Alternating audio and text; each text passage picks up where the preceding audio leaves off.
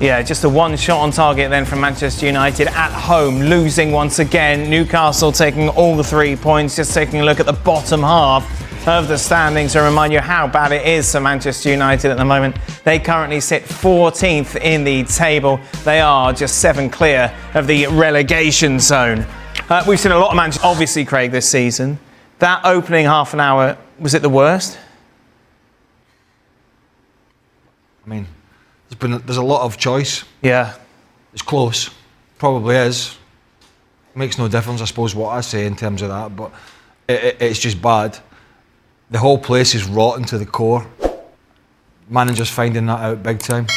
I mean, he knew there was problems, but he's walked into, I bet he can't believe, the unprofessionalism, the inability to deal with adversity, the inability to do the basics, inability to work hard, some of them, which was a problem before for the previous manager, who's culpable in his recruitment, but not the only one.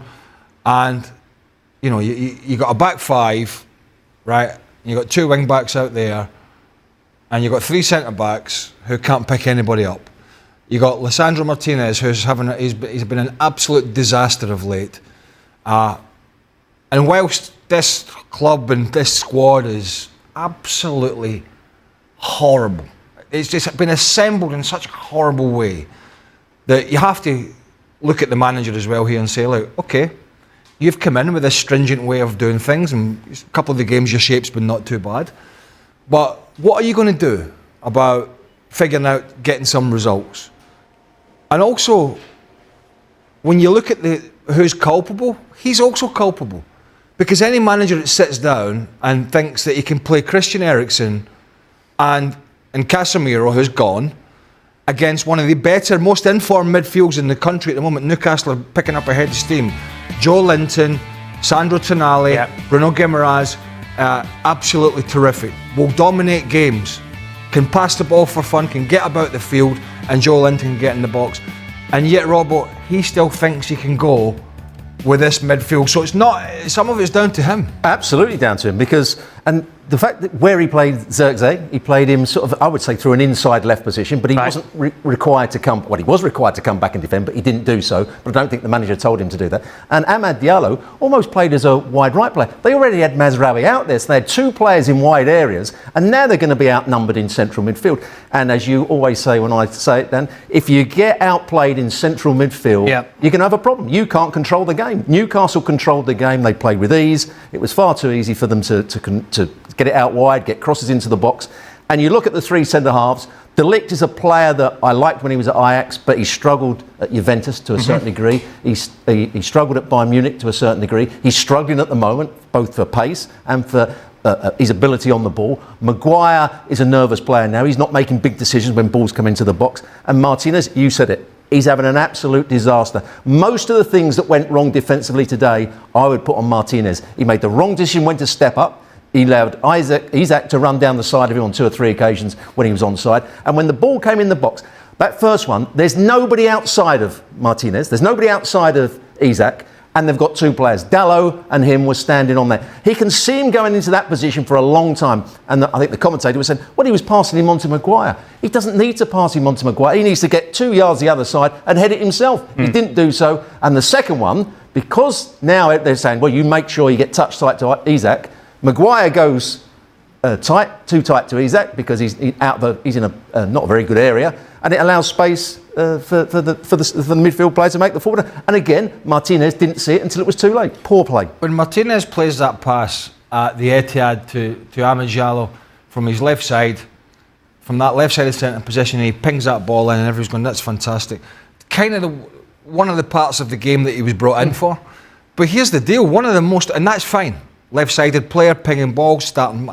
But the other side of the game is more important. And the defensive aspect of the game, he either makes rash and horrible and dangerous challenges, or he just gets out-muscled in the box, or he hasn't put himself in a good position. It's all very well having a left-sided player that can pass it, but you have to be able to defend as well. So he's got by on previous occasions, and he's a World Cup winner, so you know he's obviously a decent player. But he's got by on aggression and throwing himself into tackles. He's not very quick. He's obviously not very good in the air, and at the moment he's not reading danger. That makes him a poor defender. Ruben Amorim obviously has said, look, I've had no time to work with these players on my system. So it's a busy time of year. You know, we've had no time on the training ground, which I understand. But, like a broken record, Pereira comes in at Wolves and gets results straight away. You know, they drew against Spurs yesterday, obviously beat Manchester United a couple of games ago. As a club, that's what you want first, isn't it? Considering what Manchester United have done so far this season. It's to get results, to get victories, and then you can work on things. Well, there's been a couple of games where, particularly at the start, when I looked at this shape of Amorim, and I went, wait, this clearly they've had a couple of days working on this. And it's that first game against Ipswich, they had good shape, didn't they? Looked okay, they had a good shape at the Etihad. And so you looked at it and went, yeah, but it's sort of one step forward, two steps back here. And the difference is, you know, maybe players, and Wolves have had their issues. Of course, there was a bit of infighting on the field before Gary Neal got the sack and results were poor. But maybe they're just a more willing group of players. Wolves, it is. But you said it as well. If you go in with Casemiro and Eriksen, with two central midfield players that can't run, and the opposition are going to play with three there, why did he not pick Maynard from the start of the game? This isn't news. It isn't news to anyone, so surely it shouldn't be a news to Amorim. Yeah. And that's the difficult thing he's done. He keeps changing the players and the personnel to try and find the right combination. That combination against Newcastle was never going to work. And he admitted that when he took off Zirkzee after 40 minutes, but it was too late. The damage had already been done. He had to play Manu at the start because he's got more energy than one of those other players, and he couldn't play Zirkzee in that formation. Zirkzee obviously taken off early. Yeah, you can't blame. I mean, it's nothing to do with him. He's not good enough. It's got to be hard though when your own fans are cheering that you're coming off, and then you're going. That's just a horrible scenario to be in, but his manager has put him in that scenario because A, he's not good enough, along with many others at that club, to be playing for Manchester United, and two, he is a consequence of the manager screwing it up. He screwed up. His tactics were terrible. Right. Terrible, and they got absolutely horsed in the middle of the park, and then he had to make a change. And by the way, even at 33 minutes, he was too late making that change. But the scary thing is I think it's a way worse than almost everybody imagined, because people probably thought he was going to get more of a tune out of this team, which he currently is not. Everybody's now talking about transfer windows with January and the summer and how many. I mean, that's how rotten. Yeah. That's how rotten it is, and I bet every sort of networking show covering this Manchester United team will be asking the same thing. It's like, how many players would you keep? And I don't care if Ugati's in the stand, and I don't care about Bruno Fernandes being in the stand. Are you really going out on a limb and saying, well, we'll hang the hat on Bruno Fernandes? Yeah. Because he's a liability. He's a talent, but he's a liability. So, you know, they've got defenders that are incapable of defending now. I'm not a big fan of the goalkeeper, for being honest. Eriksen and you know, Casemiro certainly are finished at this level. They have a willing frontman and Rasmus Højlund. He's willing to work hard, but he's nothing more than a squad player. Then you're looking at a couple of younger players, and we're talking about Manchester United here. I mean, it's not a stretch to say if they, in 3 or 4 weeks' time, were even closer to the relegation zone, I wouldn't be surprised. I would not be surprised if we were talking about them being just a couple of places above the relegation zone, because when you see teams like Ipswich, who we'll talk about, being able to raise a gallop against Chelsea, when you see some of these teams down the bottom that are at least able to roll their sleeves up and try and get a result, then why would Man United not be getting dragged back down into this relegation dogfight, which I think currently probably going to be. Next up, Liverpool Anfield. Right, yeah, it's a difficult game. You know, one of the manager's jobs when he comes in is, I spoke about it yesterday, you've got to make the good players, the people that are playing well under Ten Hag, you've got to keep them playing well. 2 players that were playing well, and they said they're the 2 players that they're going to build or 2 of the 3 players they were going to build the side around. Manu hasn't played the same under Amorim, and Garnacho now is almost like they throw him on as a last-minute sub. Who did nothing when he came on. Who's done nothing. Yet they were the 2 players everyone was talking about being the future of Manchester United. He's come in and made them worse. So that's not good management. This goes. I saw a picture the other day. I can't remember. It was the last game that they lost, because they just lose so many now. Bournemouth. I can't keep up. It was Sir Jim Ratcliffe with his head in his hands. But you know what?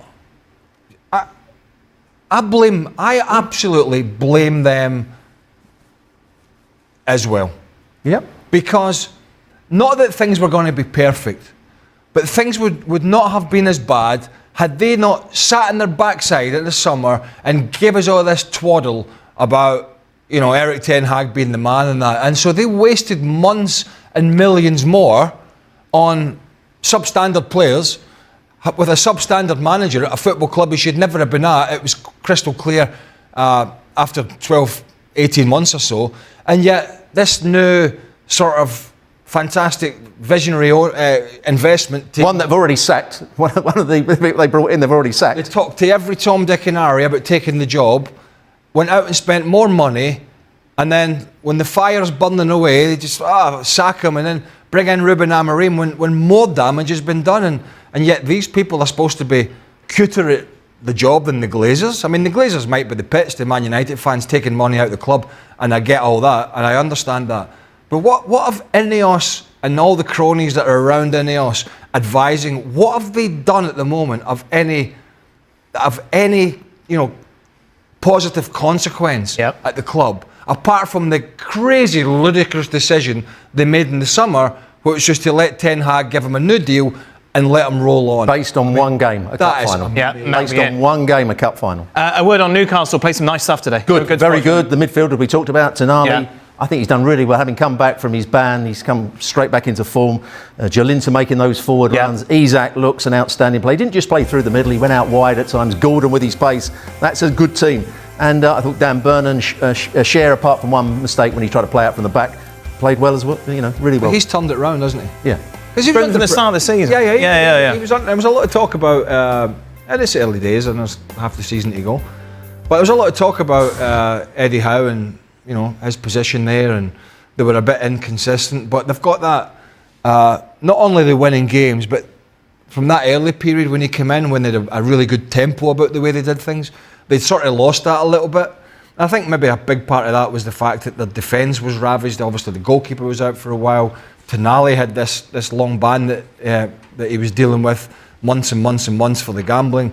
But now that all that's sort of back together, with the control in the middle of the park, they got centre halves, and we're saying this because we're talking about Man United. We've got centre halves that want to go and head the ball and want to pick players up and want to defend, and then that allows your Jacob Murphys, your Anthony Gordon, your Alexander Isaks to go and do. It's a platform for them to go and do stuff.